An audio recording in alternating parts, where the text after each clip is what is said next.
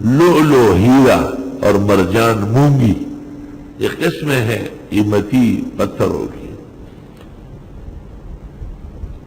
رأيت طفلا على القصير فقلت ما اسمك فقال اللؤلؤ فقلت لي فقال لا يخرج منهما اللؤلؤ والمرجان۔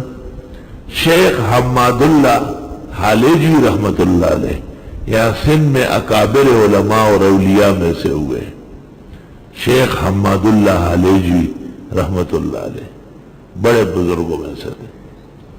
ان کی ایک کتاب ہے، اس کا نام ہے اللؤلؤ والمرجان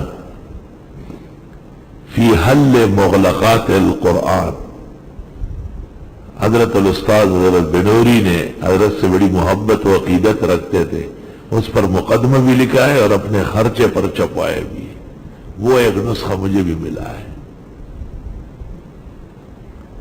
دکتور عبد الباقی فؤاد نے کتاب لکھی ہے اللؤلؤ والمرجان فی ما اتفق علیہ الشیخان۔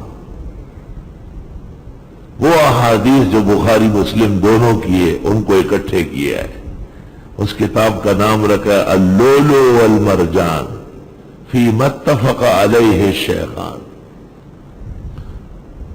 آگے ہونا چاہیے تھا من احادیث سید الانس والجان ھذا ما یترجمہ ذرولی خان۔ سبحان اللہ۔ یخرج منہم اللؤلؤ والمرجان، لؤلؤ ہیرا بہترین قیمتی موتی، والمرجان شیخ الہند نے مرجان کا ترجمہ کیا ہے مونگا، قیمتی پتھر ہے، آج کل آتے ہیں عام مل رہے ہیں۔ مجدد صاحب رحمت اللہ علیہ کے حالات میں لکھا ہے کہ طالب علموں کو پڑھاتے تھے سبق، مجدد صاحب درس دیتے تھے، بہت اچھے عالم ہیں، مدرس عالم ہیں، تو طالب علموں کو کہتے تھے اچھا بھائی اس سے کرو، دیگ میں پانی ڈالو، صرف پانی ڈال دو، کا اوپر سے لیپ دو، آگ لگاؤ، طالب سبق پڑھ رہا ہے، 12-1 بجے سبق بند ہو جاتا نا تو حضرت فرماتے بسم اللہ پڑھ کر اور ڈھکن کھول، ڈھکن جو کھول دیا تو پلاؤ تیار ہے، اتنا زبردست گوشت، خوشبو آ رہی ہے۔ تو ایک طالب علم وہاں سے اٹھ کے گھر چلا گیا، ماں نے کہا کیا پکاؤں؟ کہا آپ نے کچھ نہیں پکانا ہے، میں پکاؤں۔ ایک لمبا پتیلا لمبا چھوڑا، ہاتھ میں رکھا، پانی ڈالا اور گھوم پھر رہا ہے، چوس چوس کر رہا ہے۔ شام ہو گیا، مانس ہوتا تیرا ناس ہو، سارا گھر بھوکا بنا ہوا ہے، یہ کیا ہے؟ پانی کے ساتھ کھیل رہا ہے۔ مجدد صاحب کے پاس آیا، یہ جی ہم نے وقت ضائع کیا، آپ سے پڑھو۔ وہ اصلی لفظ جس سے پلاؤ پکتا ہے وہ چورا لیا، اور ویسے سورۃ اخلاص میں بسم اللہ پڑھتے تھے۔ مجدد نے کہا کہ یہاں چوری ووری نہیں ہے، یہاں دین کھلم کھلا ہے، چل تو خود پانی بھر، پانی بھرا، کہا وہاں کھڑے رہو، نیچے آگ جلاؤ، کہا دیکھ کے پاس کھڑے رہو۔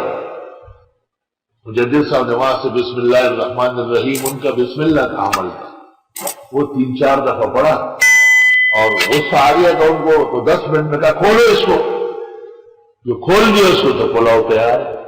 تو حضرت نے اس وقت کہا بسم اللہ وہی ہے لیکن منہ شیخ احمد کا چاہیے،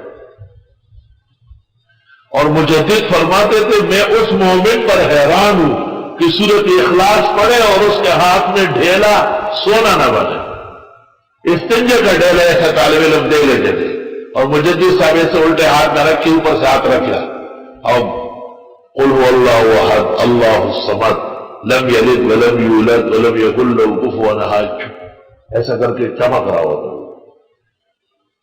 فوزعوا بینکم، آپس میں تقسیم کرو۔ مقصد سونے چاندی بنوانے نہیں ہے، اس سے بڑھ کر کام ہدایت اور توحید کا ہے۔ مقصد یہ کہ آیات پر ایمان بحال کرے، دینی وظائف اور اعمال کے ساتھ وابستگی پیدا